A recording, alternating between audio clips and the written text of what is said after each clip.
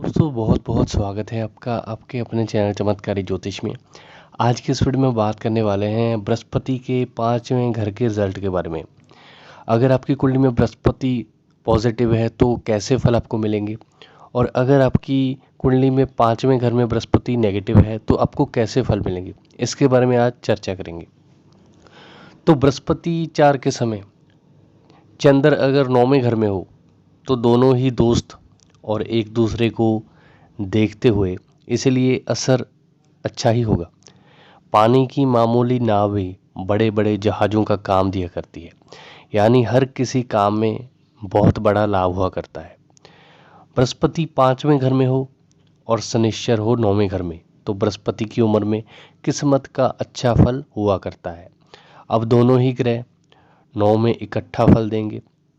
हथेली पर मछ रेखा हुआ करती है जिसका फल अति उत्तम होगा। ऐसा इंसान खुद तो बढ़ता ही है लेकिन दूसरों को भी तारने वाला होगा।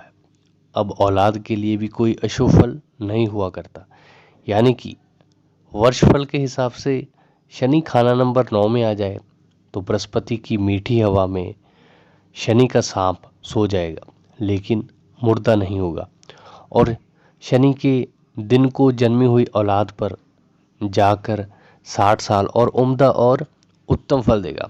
लेकिन अब बृहस्पति से संबंधित चीज़ों से कोई फायदा नहीं होगा। अगर हस्तरेखा से देखा जाए तो 5 सदफ या 5 चक्कर या 5 बड़े खत कुल उंगलियों पर हों, सेहत रेखा नीचे जाकर किस्मत रेखा से मिल रही हो, यानी कि किस्मत रेखा कलाई से निकलकर सेहत रेखा से मिलकर आगे को निकल रही हो, तो सूरज का यहाँ के घर होने, क्योंकि काल पुरुष की कुंडली के हिसाब से पांचवी राशि सिंह राशि बनती है पंचम स्थान में, तो सूर्य का घर होने से यहाँ पे वैसे तो फल अच्छे ही होते हैं।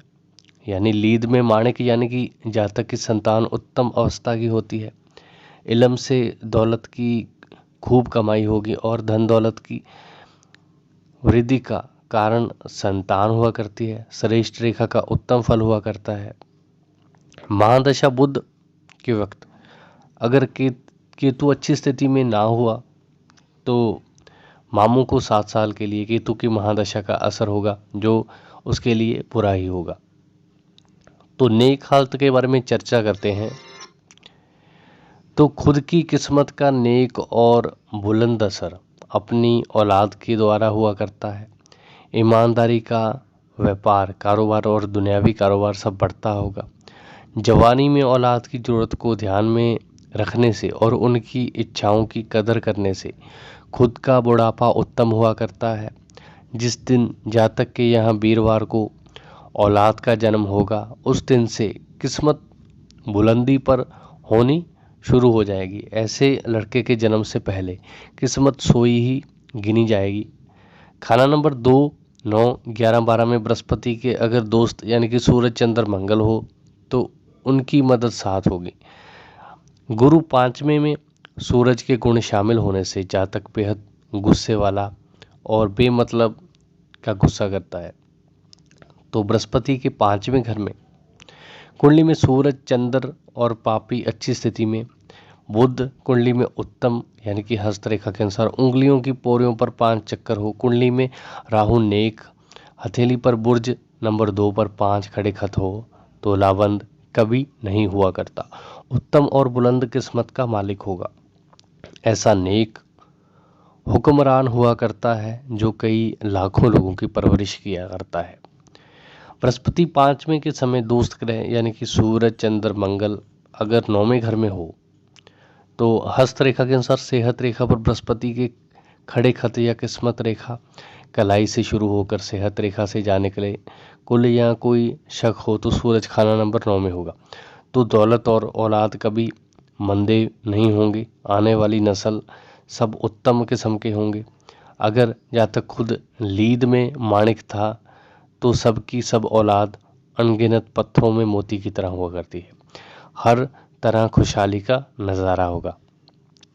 तो बृहस्पति पांचवें और शनिश्चर नौवें घर में जातक के यहाँ जन्मकालीन शनिश्चर हो, यानी कि कुंडली में शनिश्चर उसकी कुंडली में हो तो नियम कुल उम्र के लिए अगर वर्षफल में शनिश्चर 9 में हो तो इस वर्ष शनिश्चर के दिन पैदा हुए लड़के के जन्मदिन से बृहस्पति और शनिश्चर नेक मध्य रेखा का असर देंगे और ये असर औलाद की पैदाइश के दिन 60 साल तक जारी रहेगा। लेकिन अब बृहस्पति से संबंधित कारोबार और रिश्तेदार कोई नेक असर के ना होंगे।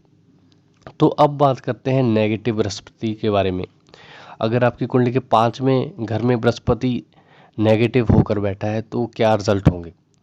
तो बृहस्पति 5वें के समय केतु हो खाना नंबर 11 में, तो जातक अगर धर्म के नाम पर दान लेने का आदी होगा या मांग कर खाने का आदी हुआ तो लावंदी की निशानी होगी और खुद के बिना कफन मरने की निशानी। अगर बच्चा पैदा हुआ है तो मुर्दा ही पैदा होंगी। अगर बृहस्पति 5 के समय कुंडली में केतु खराब हो रहा हो यानी कि दृष्टि के कारण या ठहराए हुए मंदे घरों में कारण, तो औलाद निकम्मी हुआ करती है। बृहस्पति 5 के समय कुंडली में बृहस्पति के जो घर हैं दूसरा, 5वां, 9वां, 11वां और 12वां में बृहस्पति के दुश्मन का यानी कि बुध, शुक्र, राहु और मंदा शनिश्चर हो, तो हस्तरेखा के अनुसार बृहस्पति के बुर्ज पर 5 खड़े खत हो, औलाद के लिए शर्मंदा नहीं हुआ करता, लेकिन जातक खुद अपनी बर्बादी का कारण होगा। और 25 शुक्र, 34 बुध, 36 और 39 शनिश्चर, 42 राहु और 48 केतु, इन ग्रहों की उम्रों में के बाद नेक फल मिलेंगे। ये ग्रहों के असर की उम्र हुआ करती, इसलिए ये समझना चाहिए कि मंदी हालत के समय 48 साल के बाद ही सुख की सांस मिलेगी। जब केतु कुंडली के 5वें 9वें में ना बैठा हो तो वर्षफल के अनुसार जब बृहस्पति मंदा हो रहा हो तो टेपे वाले के मामू या मामू के औलाद पर बुरा असर होगा, लेकिन खुद पर उसका अशुभ असर ना होगा। ऐसे में अगर केतु की रेमेडी करते हैं तो लाभ होता है। तो बृहस्पति 5 के समय में कुंडली में राहु बैठा हो 9वें घर में, बृहस्पति चुप होगा लेकिन गुम नहीं, अर्थात असर देने के लिए दूसरे ग्रहों की तलाश में हुआ करता है।